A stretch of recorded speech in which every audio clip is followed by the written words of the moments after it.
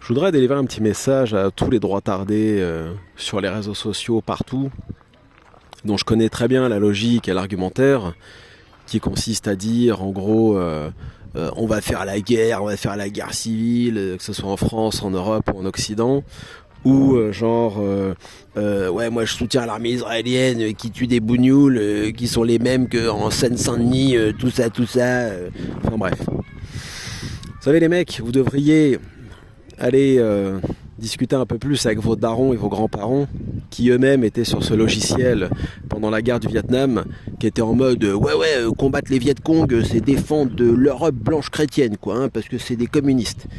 Et quand les goy yankees sont rentrés après les GIs chez eux, estropiés, la moitié de la gueule éclatée, etc., ils avaient changé de discours, et tous les nationaux blancs européens aussi, en mode on s'est fait embarquer par les néocons, qui sont rarement blancs, si on est dans le racialisme. Hein. Bon après, si on est dans l'idéologie comme moi, on va se rendre compte que oui, effectivement, certains sont blancs, mais bon, idéologiquement, c'est pas Jésus-Christ.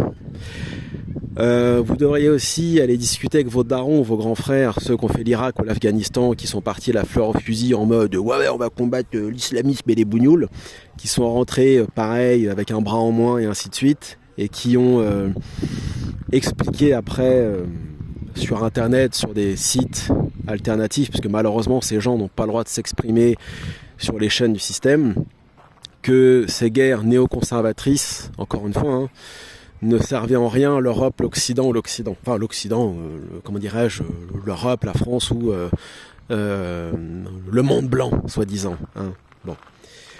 Donc, ceux qui sont sur ce logiciel qui est aussi cramé, aussi périmé que le logiciel tiers-mondiste en mode la combinaison Iran-Algérie, Kadhafi-Nasser, bon ça c'est mort, c'est périmé. On est dans une époque où les humains ont fini de se faire berner par des idéologies complètement cramées, encore une fois, que ce soit le tiers-mondisme, le panarabisme et même une certaine forme d'islamisme qui n'a apporté rien au peuple. Et quand je dis au peuple, c'est au pluriel. Vous savez, les guerres, c'est facile de les commenter quand on est planqué en Occident, mais quand on n'est pas sur le terrain face à des hommes en armes, des hommes et des femmes, et des enfants parfois, et quand on ne voit pas de ses yeux, bah à la limite on peut aller sur YouTube et retrouver toutes les vidéos de l'Irak des années 2000, de toutes les bavures, comme disent certains, entre parenthèses, sur Internet, de l'armée américaine en Irak, à Fallujah, etc. Et regarder notamment l'assassinat des journalistes Reuters par un hélicoptère Apache, où on peut aussi regarder les images des hélicoptères Apache ou des B-52 AC-130 en train de balancer du phosphore blanc sur Fallujah et ainsi de suite. Voilà. On peut aussi regarder Abu Ghraib, la prison, et Guantanamo et tout le reste. Et puis on va très vite se rendre compte que d'abord on n'a absolument rien gagné à aller là-bas, qu'à la limite la doctrine chiracienne et de Villepin, on va dire ça comme ça, était tout à fait respectable. Et le résultat de la guerre en Irak, pour ceux que ça intéresse, vous savez c'est quoi? C'est d'avoir mis l'Iran à la tête de l'Irak. Parce qu'aujourd'hui, le gouvernement irakien est un gouvernement majoritairement chiite, soutenu par Téhéran, donc c'est-à-dire soutenu par les khomeïnistes.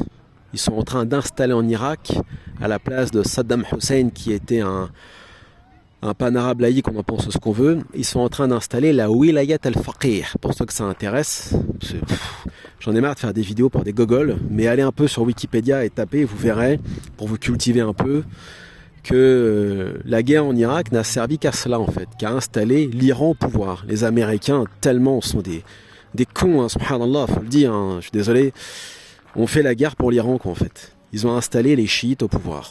Voilà. Pareil en Afghanistan, ils ont réinstallé les talibans en fait. Ils étaient censés combattre les talibans, ils les ont remis au pouvoir. Donc là, demain, ils sont en train de combattre pour peut-être mettre des néo-nazis à la tête de l'Ukraine. Puis après, ils nous expliqueront dans leur commission interminable que oh yeah, nous avons mis des néo-nazis à la tête de l'Ukraine après les avoir armés, comme nous avons mis des islamistes radicaux et des voyous à la tête du Kosovo après les avoir armés contre la Serbie. Enfin, j'ai jamais vu plus gogoï que ces gens-là. Soit ils le font exprès, soit c'est vraiment des crétins. Donc à la limite, eux et vous, les droitardés, continuez à bouffer vos jambons beurre, faire vos barbecues, etc. Et arrêtez de commenter l'actualité, vous êtes pitoyables. et en plus vous faites des morts avec votre discours. Vous envoyez des gens faire la guerre, comme Barès a envoyé 9 millions de Français mourir sur les tranchées pour rien.